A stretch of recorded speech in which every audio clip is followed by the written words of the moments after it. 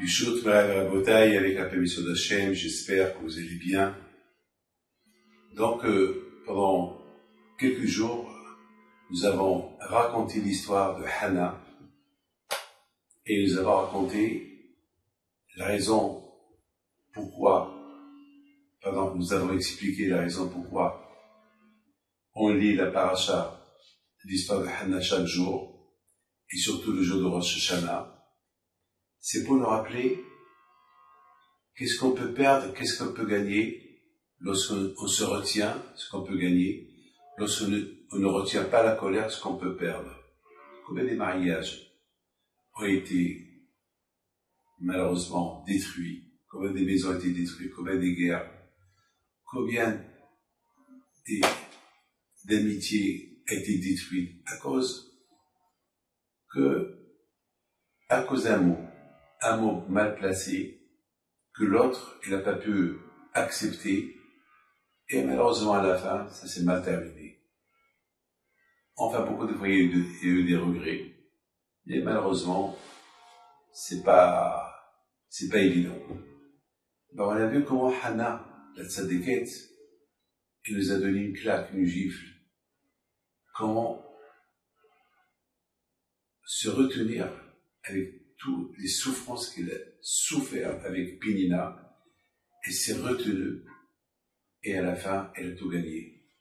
Et c'est la raison pourquoi, à Rosh Hashanah, on nous rappelle, on a encore un délai jusqu'à Hanouka, pour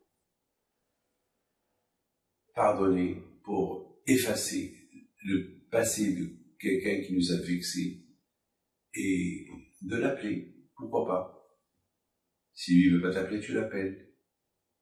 Peut-être il va t'as nargué au téléphone, tu m'appelles, alors t'as compris, alors j'avais raison, c'est pas grave.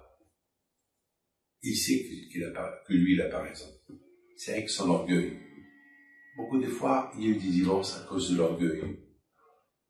Il y avait une fois quelqu'un il a tellement fait souffrir sa femme, que sa femme elle a pris la décision de le divorcer.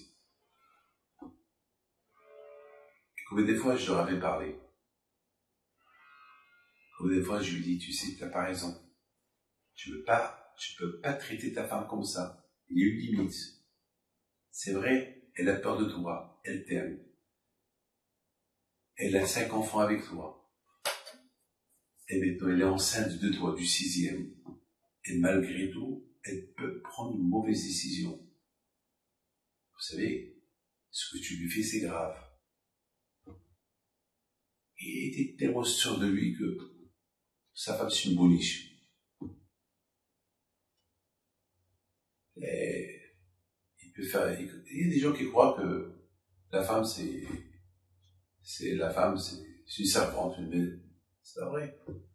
Aujourd'hui, les femmes, ils sont aussi intelligentes que, toujours été intelligentes, et aujourd'hui, ils peuvent avoir des salaires 4 fois plus importants que ceux du mari.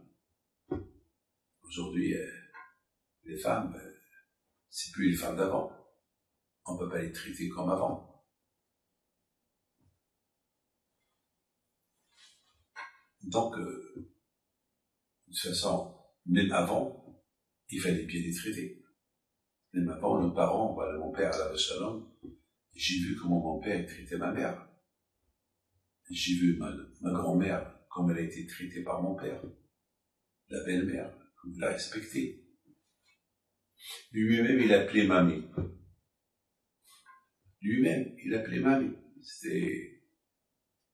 C'est pas tout le temps qu'on peut trouver un beau-père qui l'appelle sa belle-père mamie.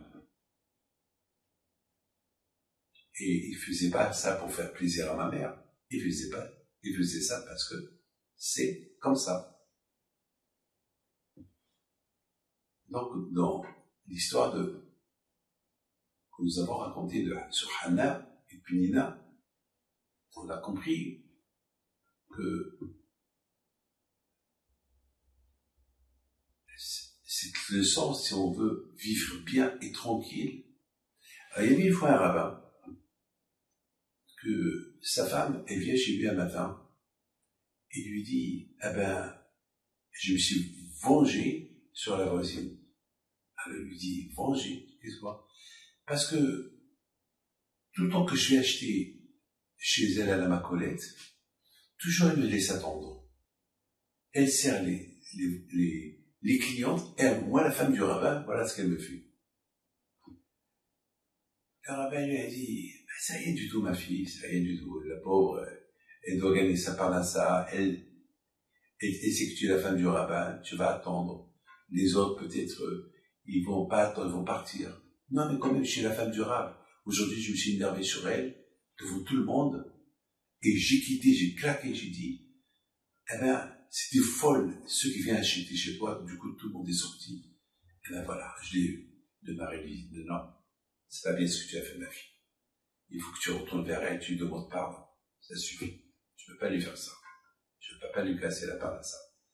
Elle a percuté son mari, et la pauvre, la femme là-bas, elle a perdu vraiment toutes ses clientes. Comme des fois, elle vient chez la femme du rabbin pour lui demander pardon, et la femme du rabbin veut même pas, elle claque la porte, elle veut même pas la recevoir. Le mari, il a vu ça. Le mari qui s'y fait,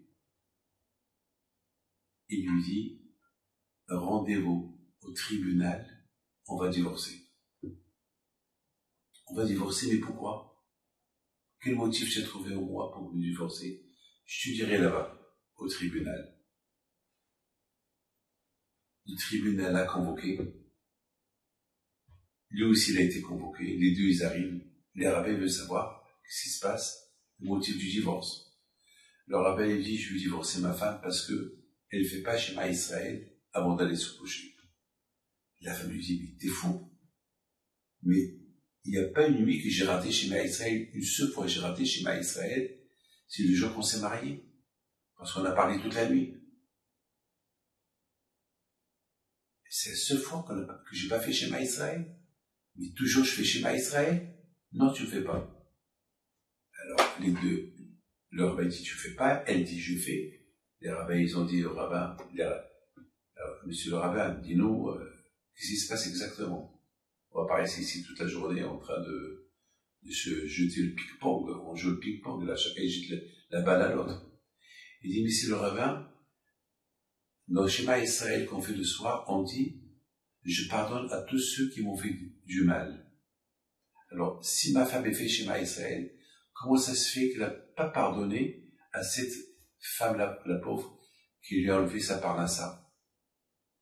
Voilà. Mais je le fais. Je pardonne. Mais voilà.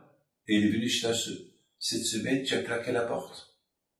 Ça veut dire que tu ne fais pas schéma Israël, lorsque le soir, on va se coucher, on dit pardon à tous ceux à qui on a fait du mal. Donc toi, tu l'as pas pardonné à cette femme. Elle a fait un sourire. Elle dit, bon mari, tu as raison. Je vais me calmer. Et voilà, elle a fait la paix avec sa voisine. Et les clients se sont retrouvés. Et après, le mari lui a dit, il faut essayer de l'aider pour récupérer ce qu'elle a perdu. Voilà, le bon rabbin.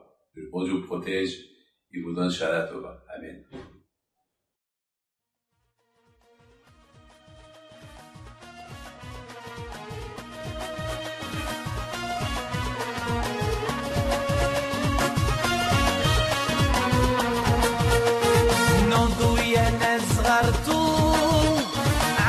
حي بنتو وقف لنا زي خو